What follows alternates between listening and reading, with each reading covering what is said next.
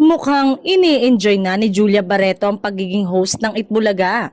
Napapadalas na kasi ang pagsama ni Julia sa Dabber Gods host. Una siya ng Bulaga sa longest running noontime show last Saturday ng Magsugod Campus, ang IB sa Cavite State University sa Indang, Cavite. Pero naaliw ang legit Dabber Gods sa viewers nang muli nilang mapanood si Julia nitong Biyernes at Sabado. Siniship nga ng mga fans at avid viewers na maging regular host na ng TVJ noontime show si Julia. At kapansin-pansin din kasi ang paggaling ng aktres sa pag-host. Say pa ng netizen, maaaring karelyebo ni Atasha Mulak lalo pa at malapit na rin magsimula ang proyekto nito kaya pwedeng mapadalas na hindi ito mapanood sa noontime show.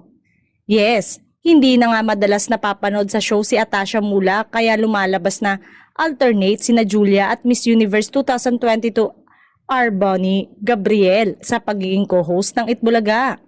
Kaya walang imposible na isang araw ay maging regular host na ito. Maraming fans ng aktres kaya madadagdagan ang manonood ng nasabing noontime show.